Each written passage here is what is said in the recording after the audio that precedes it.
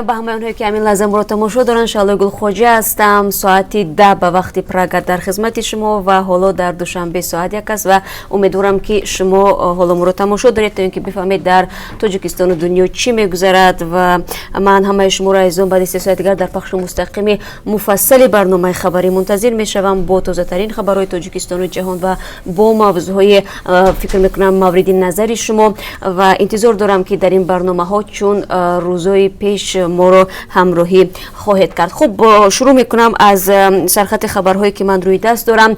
من پشیمان نیستم. متهم اصلی در قتل 4 سیاه خارجی به انگام مرافع دادگاهی که در دوشنبه جریان دارد اظهار پشیمانی نکرده است. مقامات تاجیکستان حسین عبدالصمدov ساکن 33 ساله شهر دوشنبه را رهبر گروهی میدانند که روز 29 ایول در حدود نویه دنغره جهانگردان خارجی را با ماشین پخش نموده بعداً با کرد و تبر به آنها ضربه زدند. این مرافع پشت درهای بسته و در بازداشتگاه رقم 1 پایتخت ادامه دارد، اما همکاران ما امکان پیدا کردند که با دادرس این پرونده هم صحبت شوند و جزئیات را از او بپرسند. در برنامه امروز خبری شما امکان دارید در این باره برای خودتان مفصل‌تر بشنوید و معلوماتی بیشتر بگیرید. مهلت بود و باش مهاجران تاجیک در روسیه دراز کرده شود. چنین پیشنهاد روز گذشته از سوی سومنگل تقاضی‌زاده وزیر مهنت، مهاجرت و شغل اهالی در شورای فدراسیای پالاتای بالای پارلمان روسیه صدا داده است.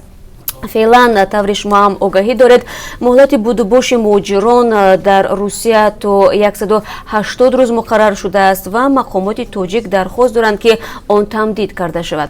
ضمن این از یگانه پیشنهاد مقامداران تاجیک با حکومت روسیه نیست، همچنین درباره عفو مهاجران هم در این کشور سخن رفته است. طبق حساب‌ها حدود 170,000 شهروند تاجیک حالا در این شهروند تاجیکستان حالا در روی خطهای سیاه روسیه قرار داشته حق عبور مرزهای این کشور را ندارم. خلاصه بینندگان عزیز منتظر باشید، ما در همین موضوع در برنامه امروز صحبت مفصل خواهیم کرد و شما از تفصیلات گفتگوهایی که دیروز میان مقامات دو کشور در روسیه در مورد مهاجران کاری صورت گرفته است با خبر میشوید. تاکسی های 36 را منع کردند. در پایتخت تاجیکستان دیگر استفاده از شیشه های سیاه در مسافرکشانی ها اجازت نیست. این اقدام به واسطه از سوی خود شهردار رستم امام علی راه اندازی شده است و الکی ریت ها هم آغاز گردیدند. همکاران ما که این موضوع را پیگیری نمودند میگویند شرکت های تاکسی الکی به صاحبان ماشین ها گفتند که شیشه های سیاهشان را تازه کنند، در عکس حال با آنها کار نمیکنند. این هم در حالی است که به گفته راننده های تاکسی در مسافران آنها نفرانی هم کم نیستند که مخصوصا ماشین های 36 را فرمایش میدهند. خب در این باره ما گزارش داریم که بعد کمتر از 3 ساعت دیگر تقدیمتون میگردد، ولی باید یادآور شوم که از سال 2009 پارلمان اجازه داد که ساکنان برای وضع سپردن مبلغ به بودجه شیشه ماشین های خود را سیاه کنند. صاحبان خودروها به همین ترتیب برای سیاه کردن شیشه های ماشین هایشان به بودجه از 2.5 تا 3100 سومانی میسپرند. قانونگذاری تاجیکستان سیاه کردن شیشه های پیش نقلیات را تا 14 سانتی متر اجازه داده بود.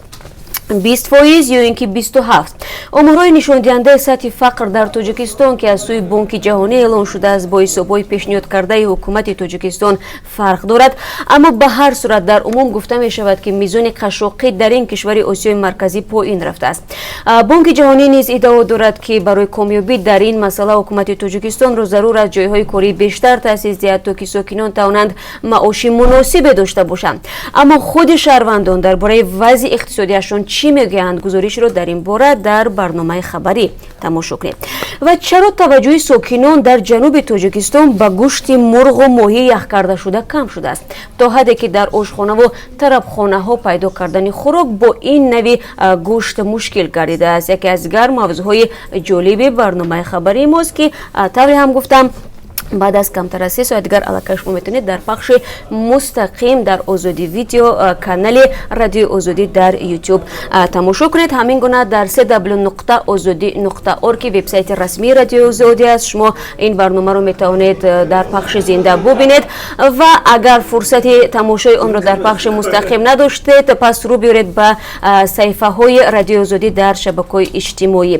ولی من بینندگان عزیز در این قسمت صحبت با شما یک اعلان دارم و میخواستم که توجه شما رو به این اعلان جلب کنم. شروع از 28 اکتبر یعنی از روز یکشنبه аврупо ба соати зимистона мегузарад.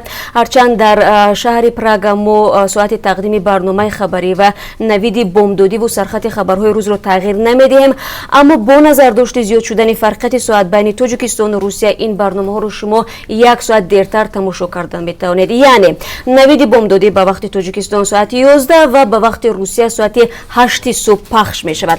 барномаи хабариро бошад дар Тоҷикистон соати 4 бего ва дар Русия соати 3 нисфи рӯзӣ мустақиман тамошо карда метавонед. ҳамин гуна тақдими сархатҳо низ дар Тоҷикистон соати 2 ва дар Русия соати 12 нисфи рӯзӣ қобили тамошост. хуб бинандагони азиз, ман ҳамаи шуморо дар пахши мустақим ва соати 1 бо вақти Прага, соати 3 бо вақти Тоҷикистону соати 2 бо вақти Русия мунтазир мешавам.